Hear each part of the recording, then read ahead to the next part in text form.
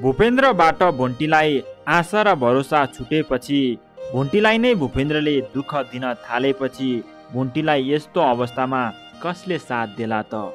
के पक्कै पनि भुन्टीलाई साथ दिनको लागि सुकुमाया आउनेछिन् त? कस्तो अवस्थामा भुन्टीलाई सहायता दिनको लागि सुकुमाया आउनेछिन् भन्ने बारेमा आजको यस भिडियोमा हामी पुरा बताउनेछौँ। भिडियोलाई भने अन्त्यसम्म हेर्नुहोला। आज भूपेन्द्रले भुन्टीलाई जुन व्यवहार देखाइरहेका छन्, जुन व्यवहारले भुन्टीलाई दुःख दिइरहेका छन्, त्यस्तो अवस्था त एउटा शत्रुलाई मात्र देखाइन्छ। जुन व्यवहार भूपेन्द्रले भुन्टीमाथि गरिरहेका छन्, अन्याय गरिरहेका छन्, शोषण गरिरहेका छन् र आफ्नो फन्दामा पारिरहेका छन्, आफूले जस्तो चाहे त्यस्तै गराउन खोजिरहेका छन्।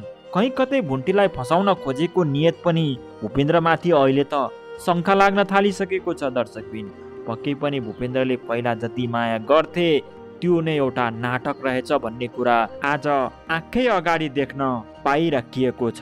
भूपेन्द्रले आफ्नै गाडीले मान्छे कुर्दा मान्छेलाई पनि त्यति राम्ररी हेरविचार गर्न सकेनन् अनि आफ्नै सासूलाई पनि हस्पिटलमै जाँदा पनि भेटेनन्।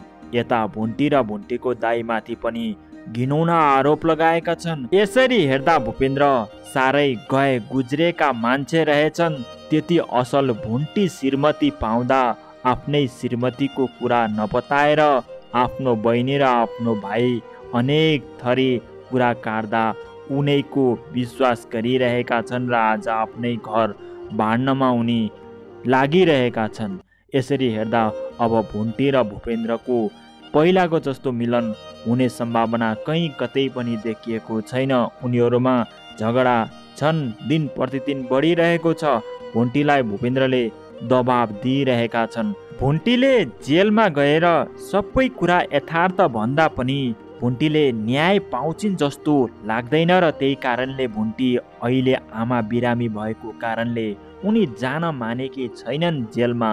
तर अब भुन्टीलाई कुनै पनि हालतले उनका दुश्मनले जेलमा पठाउने र घर भाग्ने कुरामा उनीहरू लागिरहेका छन्।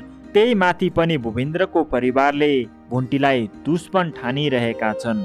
यस्तो अवस्थामा भुन्टीलाई बचाउनको लागि अब सुकुमाया पक्कै पनि आउनुपर्छ।